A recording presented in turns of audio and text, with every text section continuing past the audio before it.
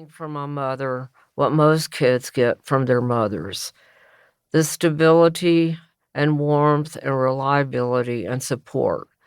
I never felt any pressure from her either. I mean, she didn't have that capacity. Looking back on it, many of my traits that might be considered good traits came from her. She read everything. She played piano and she listened to good music. She loved Judy Garland and Errol Garner and Ray Charles.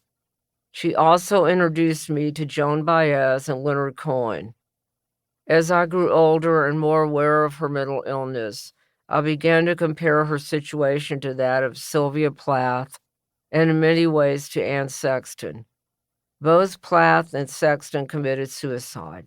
My mother didn't commit suicide, but she did check out in other ways, at least from the point of view of her children. My mother was obsessed with psychotherapy and read every book about it that she could get her hands on. She was in therapy all the time and in and out of psychiatric hospitals. She had electroshock treatment back when they didn't have the drugs for depression that they have now. She was on lithium and she hated it. Lithium had horrible side effects like nausea and diarrhea and skin problems and weight gain and fatigue. Because of that, she stopped taking the pills.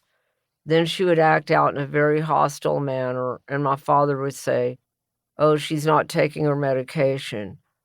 That's a lot for a kid to deal with.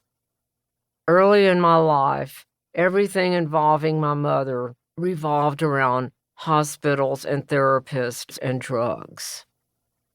I was always hearing comments from my father like, "Your mother's not well, it's not her fault. Your mother's not well, don't be mad at your mother." I understood that. It was actually a sort of generous thing for him to say about her, but I was left without very much to grasp onto. I would think, okay, my mother isn't here for me. I understood that. It wasn't easy. I had to pick my spots and pick my times when it was okay to engage her. My mother's name was Lucille Fern Day, and she was born on December 31st, 1930. Her parents were the Reverend Ernest Wyman Day and Alva Bernice Coon Day.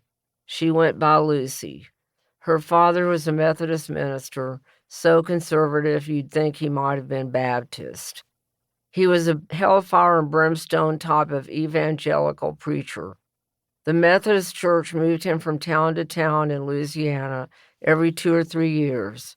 Both of my grandfathers were Methodist ministers, but my mother's family was much more closed-minded.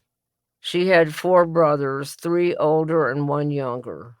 Her younger brother, Robert, died on his motorcycle coming home from World War II. That was before I was born.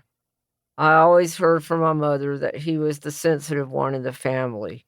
He was a poet, and along with my mother, a musician.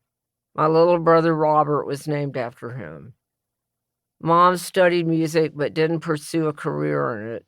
My understanding is that she started playing piano at the age of 4. She fell in love with it. But music became her albatross. The piano was her albatross because she wasn't allowed or able to pursue it as a career. It became a symbol for what she could not do. Nobody in her family encouraged her to take it seriously. I'm not going to say that her inability to pursue a career in music caused her mental illness or influenced it, because I think most of it was biochemical. But she struggled so much with not having a career in music. It affected her confidence and lack thereof. We had a piano in the house when I was growing up. After my parents divorced, Mama still had a piano with her wherever she lived. But the piano would come and go. It was a joy and a burden at the same time, a love-hate relationship. She would long for a piano and then get rid of it after a while. She never explained why, and I didn't ask. When those feelings overwhelmed her, she would get rid of the piano. Then a short time later, she'd go out and get another one. It was back and forth. She couldn't live with a piano or without a piano. She wasn't like Betty Davis. And one